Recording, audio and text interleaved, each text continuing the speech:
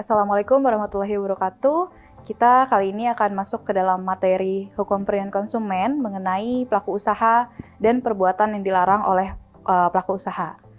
Pertama-tama kita mengetahui dulu apa itu pelaku usaha. Nah, menurut Undang-Undang Perlindungan Konsumen Nomor 8 Tahun 1999, pelaku usaha di sini diartikan sebagai setiap orang, perorangan ataupun badan usaha yang berbentuk badan hukum ataupun tidak, kemudian didirikan dan berkedudukan di wilayah negara Republik Indonesia, baik sendiri maupun bersama-sama, yang diikat dengan perjanjian, kemudian menyelenggarakan kegiatan usahanya terutama di bidang ekonomi.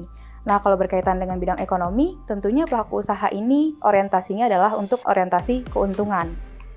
Kemudian di Undang-Undang Perlindungan Konsumen juga mengatur adanya hak dari pelaku usaha itu sendiri. Adanya undang-undang kemudian memberikan kepastian hukum bagi para pihak yang ada di dalamnya. Ada hak dan ada kewajiban.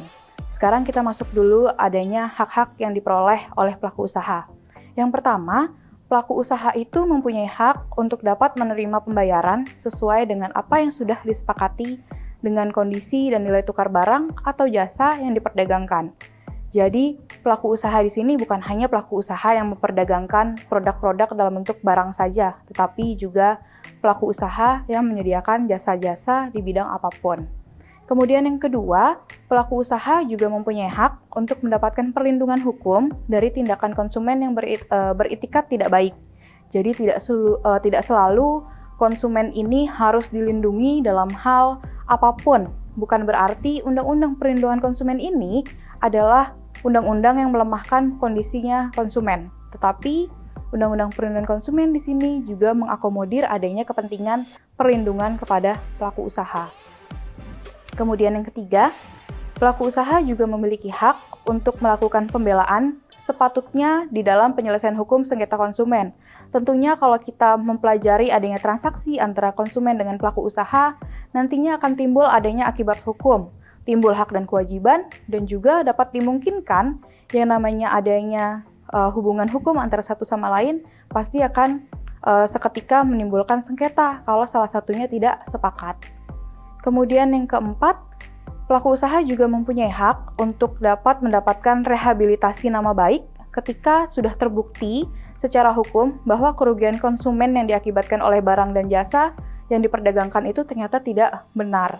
Jadi ketika ada pembuktian bahwa pelaku usaha ini tidak memperoleh hak-haknya, kemudian konsumennya melakukan gugatan padahal gugatannya palsu, maka pelaku usaha mendapatkan hak untuk rehabilitasi nama baik. Kemudian yang kelima, hak-hak lain yang diatur dalam ketentuan peraturan perundang-undangan lainnya. Ini berarti bahwa pelaku usaha di sini bukan hanya pelaku usaha yang kita temui di pasar ataupun di supermarket atau di tempat-tempat perdagangan lainnya, tetapi juga hubungannya dengan pelaku usaha di bidang lain seperti perbankan, asuransi, ataupun bidang lain yang memposisikan adanya transaksi antara konsumen dengan pelaku usaha. Nah, ini tadi kaitannya dengan hak yang keempat, bahwa adanya rehabilitasi nama baik pelaku usaha. Ini dapat terjadi ketika yang pertama, barang tersebut terbukti seharusnya tidak diedarkan atau tidak dimaksudkan untuk diedarkan. Kemudian yang kedua, adanya cacat barang timbul pada kemudian hari, berarti barangnya ini cacat setelah digunakan oleh konsumen, bukan hasil dari apa yang diterima dari konsumen pada saat pertama kali dikonsumsi oleh konsumen tersebut. Kemudian yang ketiga, cacat timbul akibat ditaatinya ketentuan mengenai kualifikasi barang, sudah terpenuhi kualifikasi barangnya, maka sudah selesai. Kemudian yang keempat, kelalaian yang diakibatkan oleh konsumen, dan yang kelima adalah lewatnya jangka waktu penuntutan, yaitu sepanjang 4 tahun sejak barang dibeli atau lewatnya jangka waktu yang sudah diperjanjikan. Kita lanjutkan lagi, kalau sudah ada hak, tentunya pelaku usaha juga punya kewajiban. Yang pertama, pelaku usaha ini wajib untuk beritikat baik dalam setiap melakukan kegiatan usahanya. Nggak boleh tipu-tipu, nggak boleh bohong tentang apa kondisi barang yang ada, kemudian disampaikan langsung informasinya secara jelas dan jujur kepada konsumen. Yang kedua, masih ada hubungannya dengan beritikat baik, bahwa pelaku usaha ini harus memberikan informasi yang benar, jujur, jelas mengenai kondisi yang sebagaimana mestinya. Intinya dijelasin aja kondisinya seperti apa, mau itu second, mau itu baru, mau itu bekas pakai, ataupun beberapa waktu pemakaian harus disampaikan secara jelas kepada konsumen. Kemudian yang ketiga, memperlakukan atau melayani konsumen dengan benar, jujur, dan tidak diskriminatif. Kemudian yang keempat, menjamin mutu barang atau jasa berdasarkan ketentuan standar mutunya, bahwa setiap barang dan jasa sekarang kita punya standarnya tersendiri. Kemudian selanjutnya yang kelima, pelaku usaha juga wajib untuk memberikan kesempatan kepada konsumen untuk menguji, kemudian mencoba barang atau jasa tertentu, dan memberikan jaminan atas barang yang sudah diperdagangkan. Jadi kalau misalnya teman-teman semuanya ada transaksi pembelian terutama barang elektronik, tentunya kita nggak mau nih asal beli, kemudian kita bawa pulang, nggak dicoba terlebih dahulu, nanti sampai rumah ditemukan kendala bagaimana sistem pengoperasiannya atau bagaimana cara perawatannya. Jadi kita sebagai konsumen diberikan hak dan pelaku usaha juga berkewajiban untuk memandu kita sebagai konsumen bagaimana cara pengoperasian barang tersebut. Kemudian yang kelima, diberikan kompensasi atau ganti rugi atas apa kerugian yang digunakan oleh konsumen. Dan yang keenam adalah memberikan kompensasi juga kalau misalnya tidak sesuai dengan perjanjian. Nah, kita masuk di dalam Undang-Undang Perlindungan Konsumen, selain ada hak, ada kewajiban. Di pasal 8-nya ini, perlindungan konsumen mengakomodir adanya perbuatan yang dilarang oleh pelaku usaha. Yang pertama, pelaku usaha dilarang memproduksi dan atau memperdagangkan barang atau jasa dengan ketentuan sebagai berikut. Yaitu pertama, tidak memenuhi atau tidak sesuai dengan standar yang dipersyaratkan dalam peraturan perundang-undangan. Kemudian yang kedua, tidak sesuai dengan berat, bersih, isi bersih, neto, dan jumlah dalam hitungan sebagaimana yang dinyatakan dalam label atau etiket barang tersebut. Ini contohnya bisa kalian lihat, ada kemasan Good Time isinya 12 pack. Jadi kalau kalian beli di pusat groceries, kalian harus pastikan bahwa isinya memang 12. Atau di sebelahnya ada contohnya minuman merek Aqua. Di situ tertulis 1.500 ml atau 1,5 liter. Berarti memang dipastikan sesuai dengan label, isinya memang sebanyak itu. Kemudian yang kedua, pelaku usaha juga tidak boleh memperjualbelikan barang yang tidak sesuai dengan ukuran, takaran, timbangan, dan jumlah dalam hitungan menurut ukuran yang sebenarnya. Ini ada contohnya, biasanya kalau kita transaksi di pasar tradisional, pembelian sayur-sayuran itu masih pakai timbangan yang tradisional, yang timbangan bentuknya besi seperti ini. Kemudian yang keempat, pelaku usaha juga dilarang untuk memproduksi dan memperdagangkan barang-barang yang tidak sesuai dengan kondisi, jaminan, keistimewaan, atau kemanjuran sebagaimana yang dinyatakan dalam label, etiket, atau keterangan barang dan atau jasa tersebut. Jadi kalau misalnya teman-teman lagi pusing-pusing atau lagi ada kendala tersendiri terkait dengan kesehatan, terus kalian pergi ke warung atau ke toko dekat rumah kalian, nanti ada obat-obatan, diindikasikan bahwa obat tersebut adalah untuk obat yang mengobati pusing, atau disampaikan bahwa obat ini bermanfaat untuk meredakan flu. Nah, itu harus disampaikan secara betul kepada konsumen. Kemudian yang kelima, pelaku usaha juga tidak boleh memperdagangkan barang-barang yang tidak sesuai dengan mutu, tingkatan, komposisi, proses pengolahan, gaya dan metode, atau penggunaan tertentu sebagaimana dinyatakan dalam label atau keterangan barang dan atau jasa tersebut. Kemudian tidak sesuai dengan janji pada label terkait dengan promosi. Kemudian pelaku usaha juga tidak boleh memperdagangkan barang yang tidak mencantumkan tanggal kadaluarsa. Ini kaitannya dengan mengenai kualitas barang. Saat ini biasanya kalau produk-produk kemasan ada dua jenis. Yang pertama dicantumkan tanggal kadaluarsanya, dan yang kedua dicantumkan baik dikonsumsi sebelum tanggal. Jadi nanti ada perbedaan. Kalau memang tulisannya adalah baik dikonsumsi sebelum tanggal 1 September, kemudian bukan berarti setelah tanggal 1 September, tanggal 2 September, barang itu udah nggak bisa dikonsumsi sama sekali. Masih bisa dikonsumsi, tetapi mungkin kapasitas atau kualitas dari barangnya itu menurun. Kemudian, bagian ini, pelaku usaha juga tidak boleh memperdagangkan barang ataupun jasa yang tidak mengikuti ketentuan berproduksi secara halal, sebagaimana pernyataan halal yang dicantumkan di dalam label. Di sini kalian bisa lihat contoh-contohnya, label halal Indonesia yang warna ungu, ini merupakan label halal terbaru.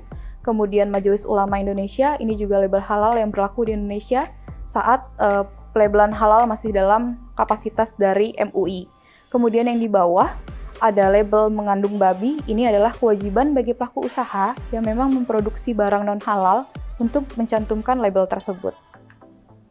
Selanjutnya yang ke-9, pelaku usaha itu dilarang untuk tidak memasang label atau membuat penjelasan yang memuat nama barang, ukuran, komposisi, tanggal pembuatan, kemudian efek sampingnya apa, terutama ini berkaitan dengan kesehatan tadi. Kalau memang efek samping dari penggunaan obat-obatan itu adalah mengantuk atau merasa pusing, maka harus disampaikan secara jelas. Kemudian yang ke-10, kita ketahui bersama kalau sekarang produk-produk impor ini sudah mulai banyak nih masuk ke Indonesia. Nah, bagaimana kemudian pelaku usaha di Indonesia ini harus mengakomodir konsumen? Jangan sampai konsumen ini terjebak karena nggak bisa baca nih mengenai ketentuan-ketentuan yang ada di dalam label.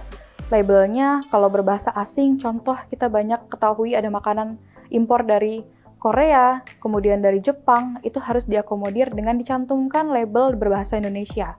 Tujuannya untuk apa? Pertama, untuk mengetahui komposisi yang ada di dalamnya. Kemudian yang kedua, untuk mengetahui kapan tanggal kadaluarsanya. Intinya labelnya, meskipun ditulis dalam bahasa asing, maka harus diganti dengan yang berbahasa Indonesia. Kemudian yang kedua, pelaku usaha ini dilarang untuk memperdagangkan barang yang rusak, cacat, atau bekas, dan tercemar tanpa memberikan informasi secara lengkap atas barang yang dimaksud. Nah, di sini makanya pelaku usaha itu memang berkewajiban untuk menyampaikan informasi yang jelas dan benar. Mau kondisinya seperti apapun, mau bekas pakai, mau second, intinya yang penting disampaikan kepada konsumennya. Nggak ada masalah mau memperdagangkan produk-produk kayak yang bekas ataupun second, yang penting disampaikan mengenai kondisi terkininya. Kemudian, pelaku usaha juga dilarang memperdagangkan sediaan farmasi yang rusak karena ini kaitannya dengan kesehatan. Kemudian yang keempat, dilarang memperdagangkan barang serta wajib menariknya dari peredaran ketika terjadi hal-hal yang tidak diinginkan. Nah, ini nanti penting kaitannya dengan label ataupun etiket bahwa setiap pelaku usaha ini harus mencantumkan adanya kode produksi. Kode produksi ini nanti kemudian akan bermanfaat kalau misalnya terjadi hal-hal yang tidak diinginkan seperti ini. Nggak perlu nanti kalau misalnya ada kasus keracunan makanan contohnya, nggak perlu nih ditarik semuanya dari peredaran. Tetapi penarikan produk dari peredaran ditarik berdasarkan dari kode produksi yang ada di dalam kemasan. Nah, kita masuk ke dalam label pangan olahan. Tentunya teman-teman sekalian nggak asing dengan yang namanya produk kemasan. Yang di sini pertama, label pangan olahan ini paling sedikit harus memuat mengenai nama produk, kemudian daftar bahan, daftar berat besi, kemudian alamat produsen, terus juga mengenai keterangan halal atau tidaknya, terus tanggal dan kadaluarsa, kode produksi, kemudian nomor izin edar, serta asal-usul bahan tertentu. Kita masuk ke contoh.